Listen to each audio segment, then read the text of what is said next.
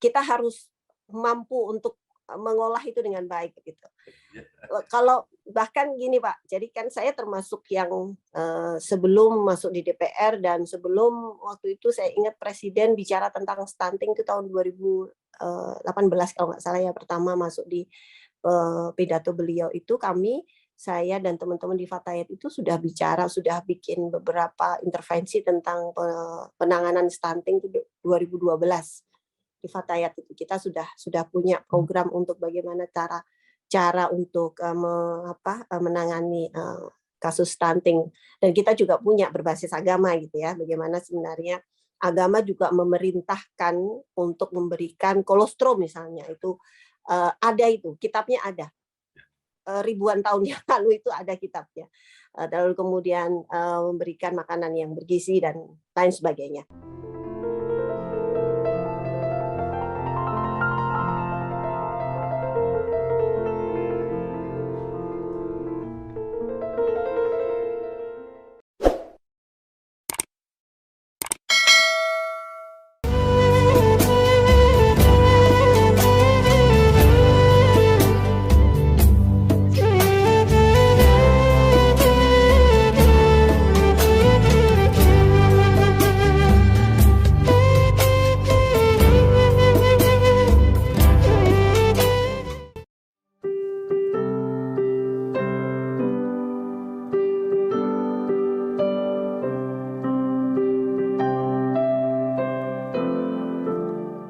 Assalamualaikum warahmatullahi wabarakatuh. Waalaikumsalam warahmatullahi wabarakatuh. Sama saya Bambang Sadono di kanal Inspirasi untuk Bangsa. Mudah-mudahan kanal ini selalu bisa menjadi inspirasi, motivasi, dan edukasi. Saat ini saya sudah bersama Anggia Erma Rini, MKM. Baik, alhamdulillah. Baik Pak Bambang. Ibu Anggia Erma Rini ini lahir 25 September 1974. Saat ini selain menjabat sebagai Wakil Ketua Komisi 4 DPR RI, juga menjadi Wakil Sekretaris Jenderal DPP Partai Kebangkitan Bangsa PKB, dan juga Ketua Umum Pengurus Pusat Fatayat NU. Ibu Anggia mungkin bisa cerita mulai dari ketika masih kuliah S1 di Universitas Negeri Malang, kalau tidak salah di jurusan bahasa Inggris ya, kalau tidak salah. Iya, bahasa Inggris saya. Makanya terus dikaitkan kenapa tiba-tiba S2-nya di kesehatan masyarakat. Kemudian aktif di banyak organisasi, antara lain di Fatayat NU, kemudian di PKB, dan saat ini dipercaya menjadi Wakil Ketua Komisi 4 DPR RI. Silakan. Baik, terima kasih. Assalamualaikum warahmatullahi wabarakatuh. Pak Bambang Sadono dan semuanya, syukur alhamdulillah ini hari yang keberapa ya? Ke-8 kalau nggak salah ya, ke-7 bulan puasa, alhamdulillah sudah mudah-mudahan berjalan lancar dan kita mendapatkan semua keistimewaan di bulan Ramadan. Berbicara tentang pengalaman saya ketika sekolah di S1, lalu kemudian S2, dan sekarang masih berjuang, masih berjuang untuk mendapatkan gelar doktor. Ini menarik sekali karena waktu S1 saya ngambil jurusan bahasa Inggris dan waktu itu saya tidak kepikiran setinggi apapun gitu ya, tidak pikiran setinggi apapun, tetapi yang ada di depan saya kerjakan, maksudnya tidak berpikiran mau menjadi politisi, mau kemana, menjadi ketua umum Fatayat, belum kepikiran sama sekali, tetapi apapun yang ada di depan saya kerjakan, saya nikmati dengan sebaik-baiknya, termasuk juga sebagai aktivis juga. Jadi tidak hanya sekolah atau berkuliah di kampus, tetapi juga jadi aktivis juga. Di dalam kampus pun juga saya aktif juga di intrakampus, saya di Senat Mahasiswa juga lumayan aktif. Lalu bahasa Inggris bagi saya bagian yang penting karena untuk membuka wawasan dan membuka jaringan, dan itu terjadi setelah lulus. Lalu kemudian saya aktif di NU. Dan salah satu yang saya geluti adalah tentang kesehatan reproduksi, Pak Sadono. Jadi kenapa kemudian saya mengambil kesehatan masyarakat di FKM, di UI itu karena memang beberapa tahun belakangan setelah lulus itu saya menggeluti tentang kesehatan reproduksi, dan karena saya aktif di Nahdlatul Ulama, berbasis agama menjadi bagian yang tak terpisahkan dari setiap intervensi-intervensi yang saya lakukan.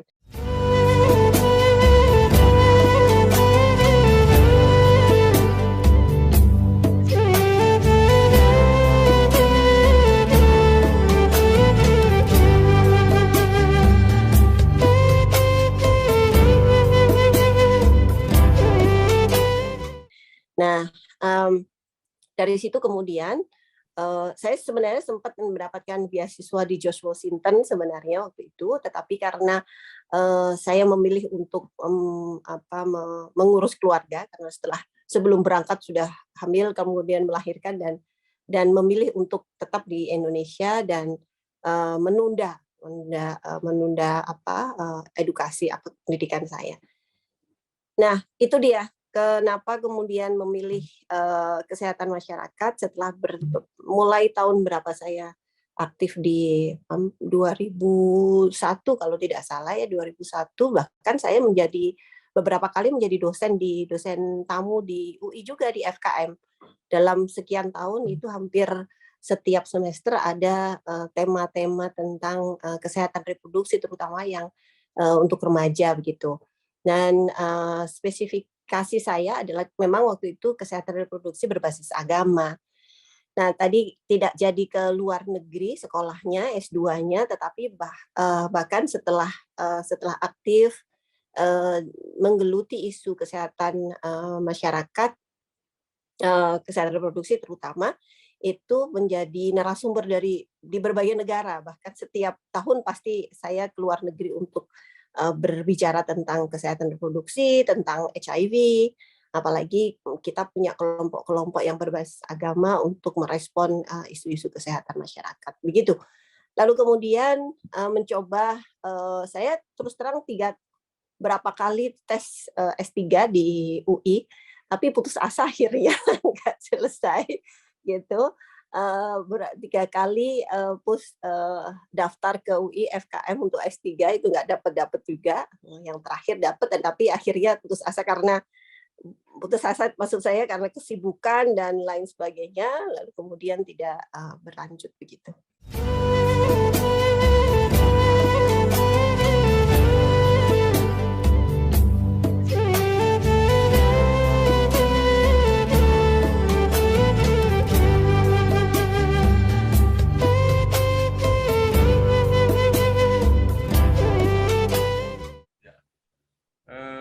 Baik Bu, jadi mumpung bicara tentang kesehatan reproduksi ya, ini menurut saya menarik untuk kasus Indonesia. Sekarang kan KB ini menurut saya ya, tidak terlalu diurus oleh pemerintah, gitu ya, diserahkan kepada masyarakat. Jadi pertanyaannya, apakah benar masyarakat itu siap mandiri untuk berkeluarga berencana? Kalau saya bilang jujur, belum siap. Apalagi sekarang ya, karena informasi atau dunia hari ini kan sama sekali nggak punya bentuk sama sekali. Artinya nggak tahu mana yang dihadapi, mana yang benar, mana yang salah, mana yang harus disikapi. So many informations. Jadi banyak sekali hoax, banyak sekali fake information, banyak sekali bentuk permainan, kalau bahasa saya bentuk permainan, karena nggak jelas nih mana yang akan dihadapi dan mana yang akan kita deketi gitu. Jadi diperlukan kapasitas atau diperlukan ketahanan dari warga negara dalam konteks kita bicara tentang kenegaraan untuk mampu memfilter itu semua, dan itu bisa, yang paling punya instrumen yang kuat adalah negara, pemerintah yang punya instrumen, punya undang-undang, punya kalau dari bahasa syariah itu ketika mau melakukan tindakan yang masif terkoordinir itu perlu wasilah. Nah, wasilahnya itu undang-undang, kebijakan, lalu kemudian policy dari negara itu sangat diperlukan. memang betul idealnya adalah warga negara atau civil society atau ya masyarakat secara umum mereka sudah paham tentang bagaimana merencanakan dirinya sendiri begitu. Tetapi nyatanya tidak begitu. Dalam pandemi ini malah ada kenaikan yang luar biasa. Kalau kita bicara tentang kehamilan ya, meskipun KB keluarga berencana tidak hanya itu. Kemarin baru saja kemarin ini hari Kamis saya di Fatayat NU sedang melonsingkan film yang judulnya Kecele gitu. Judulnya Kecele itu tentang bagaimana kita mengedukasi masyarakat anak-anak melalui peer edukatornya, lalu kemudian orang tua juga untuk tidak segera menikahkan anaknya. Sama bersama dengan Pak Hasto juga Kepala BKKBN kita melonsing. Nanti Pak Sadono saya kirim ininya. Tapi belum di YouTube, paling hari ini baru ini baru. Ya, saya sudah lihat. Sudah lihat trailernya. Oh ya. Jadi itu salah satu bentuk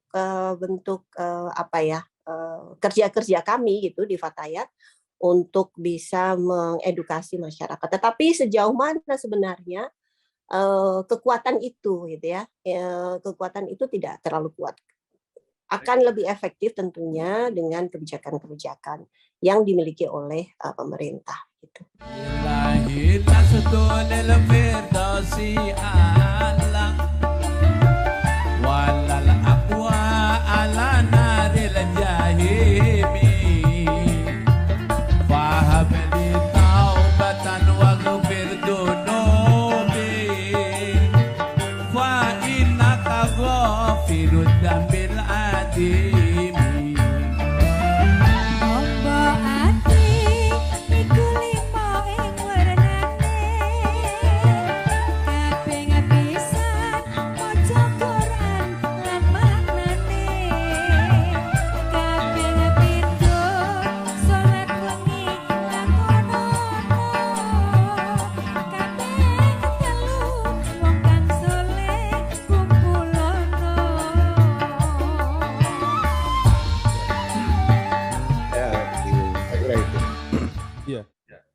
Semakin menarik karena BKKBN sendiri bahkan Pak itu pernah mengeluhkan soal kasus-kasus pernikahan dini itu. Nah, ini Ibu tadi mengatakan kesehatan reproduksi terutama dilihat dari segi syariah.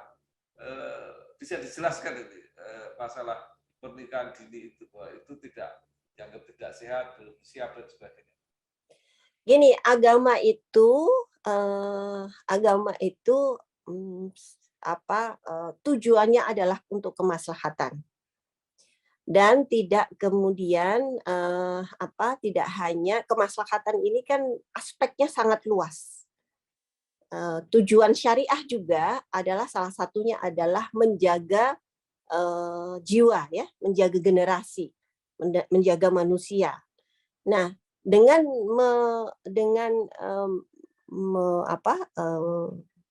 kampanye atau dengan tidak melakukan pernikahan anak dengan rasionalisasi tentang ketidaksehatan untuk si anak, lalu kemudian kematangan jiwanya, aspek sosial, aspek ekonomi, aspek psikologi, segala macam aspek itu menuju atau mengiyakan atau melegitimasikan bahwa itu tidak baik di dalam syariah gitu.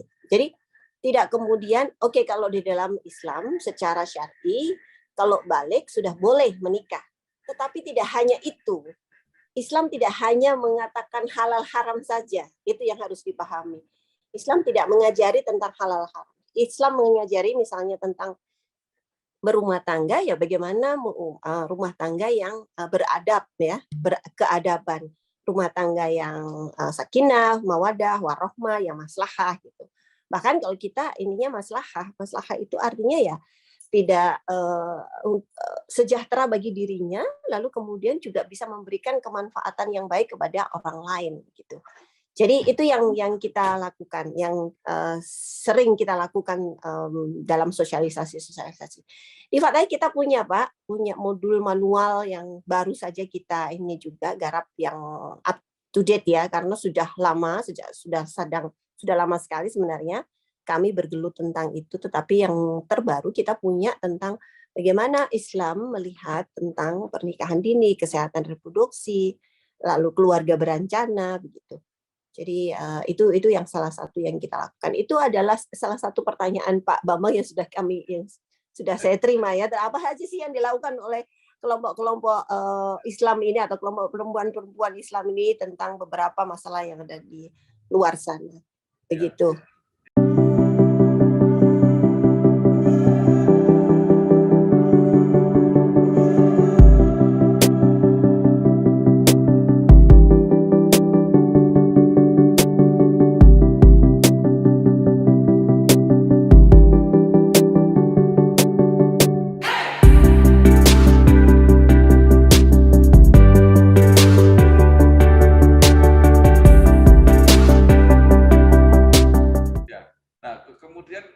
Setelah itu ada kebijakan revisi undang-undang perkawinan, usia perkawinan untuk perempuan dinaikkan.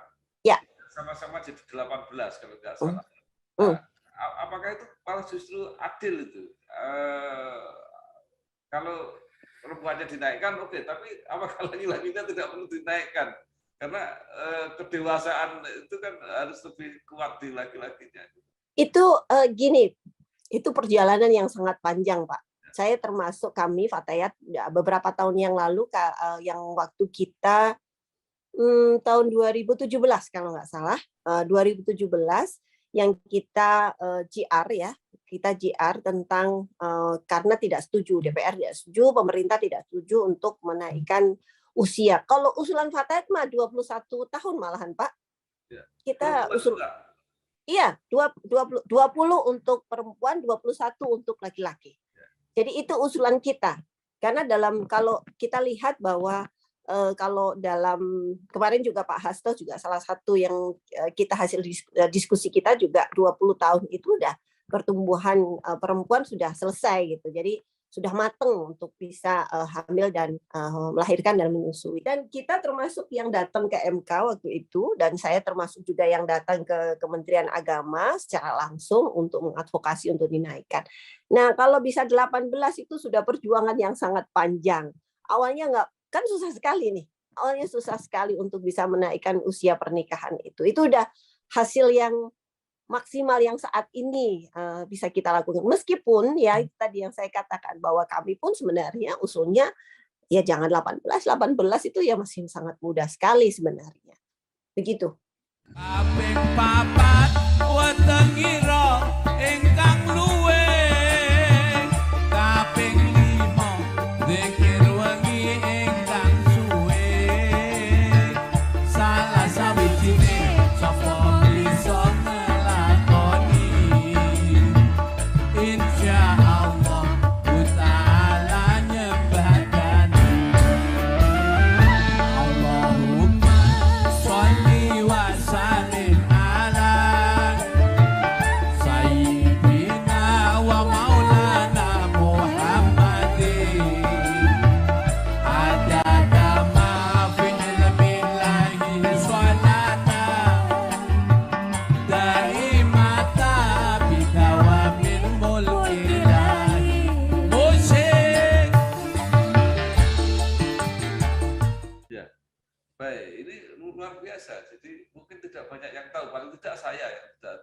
usulan itu justru datang dari Fatayat gitu.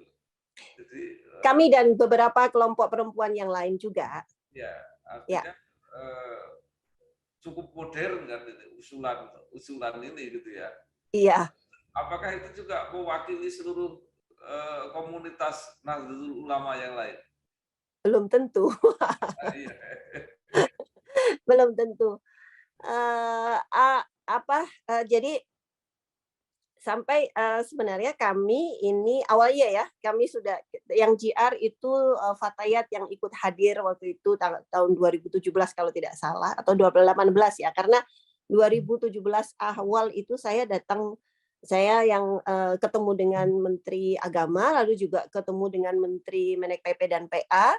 Waktu itu mereka bilang bahwa kami nggak punya anggaran untuk membicarakan itu, dikembalikan ke DPR. Jadi MK pun juga mengembalikan ke DPR juga begitu. Jadi tapi akhirnya ketika diskusi di parlemen, terutama saya belum di DPR waktu itu, tetapi saya masuk dalam koalisi teman-teman perempuan untuk meminta menaikkan usia pernikahan. Dan di dalam NU sendiri sebenarnya saat itu kami juga sedang membangun strategi untuk masuk ke dalam isu ini, untuk masuk ke dalam salah satu rekomendasi di rapat-rapat besarnya Nahdlatul Ulama.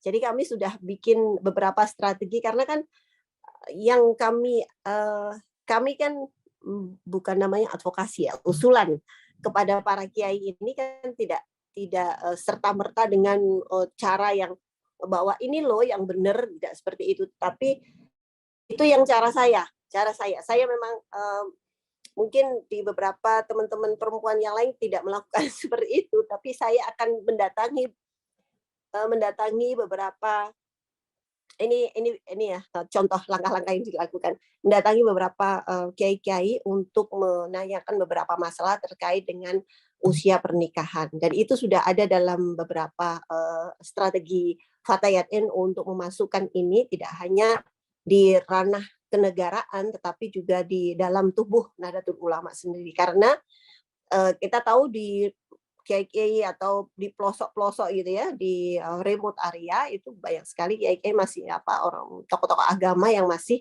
16 tahun gitu. Ya 16 tahun dan banyak gitu, dan ini nggak mudah. Terus terang nggak mudah Pak. Tapi ketika kemudian negara memutuskan itu, kita sangat senang sekali. Meskipun sebenarnya belum ya masih kurang.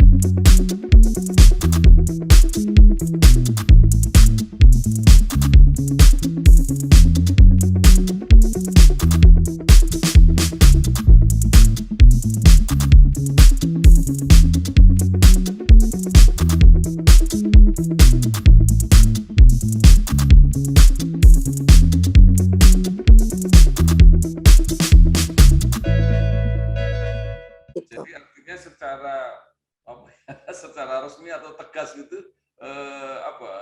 pihak yang sepuh-sepuh di NU belum sepenuhnya setuju gitu ya. Saat itu masih panjang perjalanannya, belum setuju. Tapi ketika negara sudah memutuskan gitu, ya sudah selesai gitu. Baik, sebenarnya menarik. Sayang sekali waktunya terbatas sehingga saya harus pindah. Jadi ya, semakin menarik lagi. Jadi Ibu Ketua Fatayat yang membahas isu-isu kesehatan reproduksi, kemudian kuliah di Fakultas Kesehatan Masyarakat, tetapi di DPR-nya menjadi Wakil Ketua Komisi 4 yang membidangi pertanian, perkebunan, perikanan. Gimana bisa menjalani proses yang berbeda seperti ini? Silakan.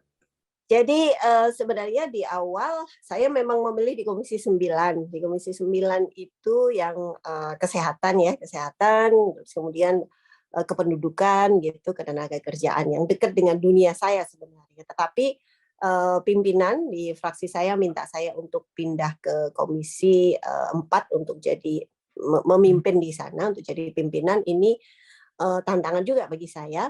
Kalau di DPR background penting juga, iya sebenarnya penting, tetapi kita harus mampu untuk mengolah itu dengan baik gitu. Kalau bahkan gini Pak, jadi kan saya termasuk yang sebelum masuk di DPR dan sebelum waktu itu saya ingat Presiden bicara tentang stunting itu tahun 2018 kalau nggak salah ya, pertama masuk di pidato beliau itu saya dan teman-teman di Fatayat itu sudah bicara, sudah bikin beberapa intervensi tentang penanganan stunting itu 2012 di Fatayat itu kita sudah punya program untuk bagaimana cara untuk menangani kasus stunting, dan kita juga punya berbasis agama gitu ya, bagaimana sebenarnya agama juga memerintahkan untuk memberikan kolostrum misalnya itu ada, itu kitabnya ada, ribuan tahun yang lalu itu ada kitabnya, lalu kemudian memberikan makanan yang bergizi dan lain sebagainya.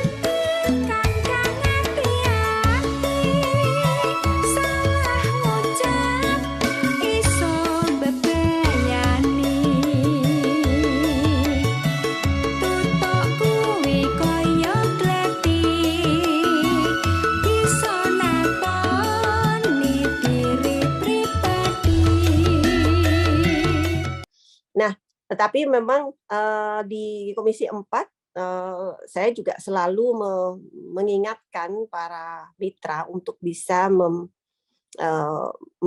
melihat dunia tidak hanya dunianya gitu, misalnya pertanian tidak hanya bagaimana memproduksi, tetapi bagaimana makanan ini benar-benar dimakan oleh masyarakat sehingga mereka menjadi sehat, seperti itu. Lalu kemudian di perikanan sekarang kan kalau Menteri sekarang sangat punya obsesi tentang industri perikanan. Setuju, tetapi bagaimana kita memastikan anak-anak nelayan itu juga makan ikan, tidak makan mie instan misalnya, seperti itu. Itu sering sekali saya omongkan juga di depan di raker dengan menteri, dan bahkan ketika saya datang ke beberapa tempat di Maluku, ketemu dengan bupati dan nelayan juga langsung, mereka cari ikannya dijual, uangnya dipakai untuk beli mie instan. Itu saya miris, dan saya bilang, saya di ruang rapat saya bilang saya hampir nangis Pak ngelihat kayak gitu. Jangan sampai begitu. Jadi anak-anak kita jangan sampai kehilangan haknya karena kita terburu atau kita memburu ekspor, for example, atau mungkin apa gitu, industri perikanan begitu. Baik,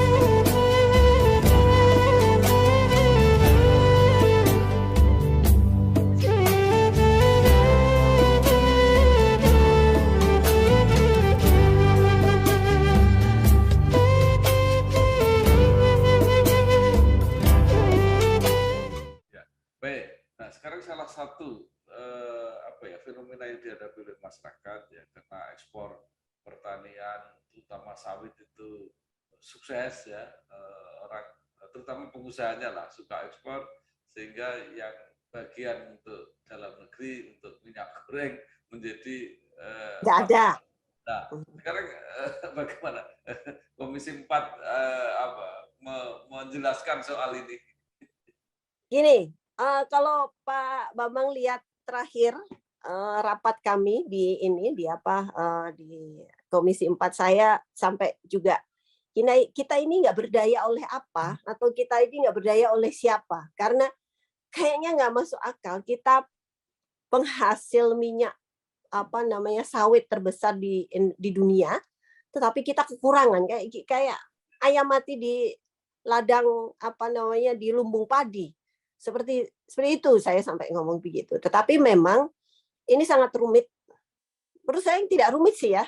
Rumitnya untuk orang langsung mendudukkan atau menurunkan ego masing-masing, ini yang sulitnya. Karena kalau kan banyak yang diekspor, rupanya banyak yang diekspor. Sedangkan ekspor ini kan pasti juga bisa dilihat siapa yang ekspor, lalu kemudian di mana pengusahanya siapa, seberapa. Nggak mungkin negara nggak tahu. Nggak mungkin negara nggak tahu. Nah, di Indonesia, di kita ini, nggak mungkin mereka terus ngomong. Saya juga heran, namanya Menteri Perdagangan itu loh, ya kok ngomong, saya aja bingung. Lah kalau dia bingung itu masyarakat terus gimana? Jadi inilah yang menurut saya nggak bisa habis pikir.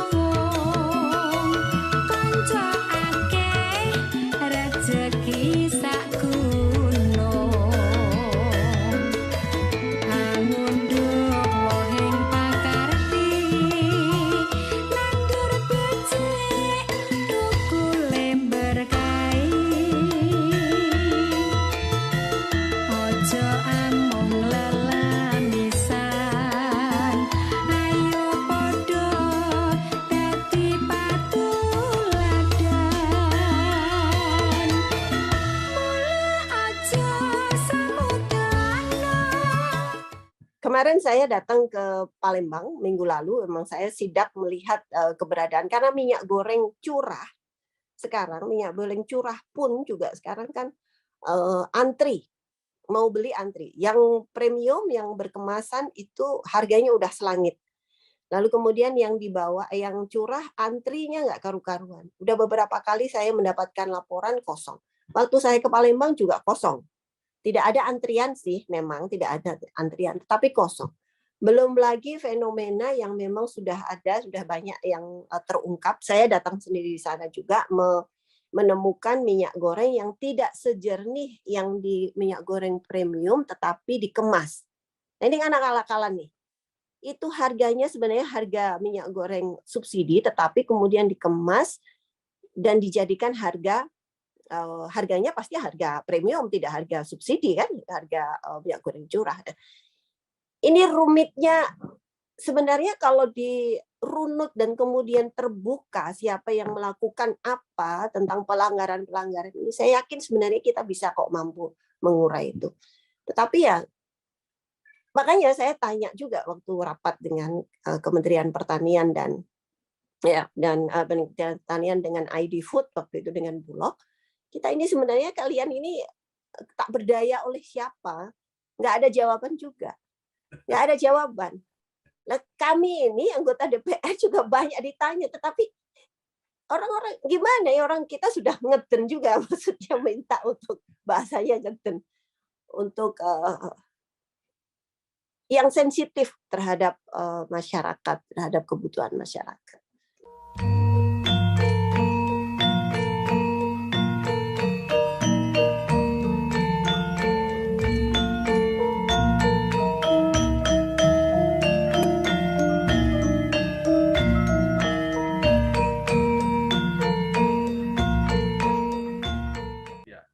Baik, terima kasih Ibu Anggia Ermarini, Magister Kesehatan Masyarakat. Mudah-mudahan doktornya tetap selesai. Ya. Wakil Ketua Komisi 4 DPR RI, banyak sekali yang sudah dijelaskan. Ya. Mudah-mudahan memberi semangat untuk kita semua bahwa sebagian besar persoalan kita sudah tahu. Yang jadi masalah adalah bagaimana kita mencari jalan keluarnya. Ini kita semua. Sekali lagi terima kasih, mohon maaf waktunya. Matur nuwun, terima kasih juga. Ya, Mama, terima kasih. Waalaikumsalam warahmatullahi wabarakatuh.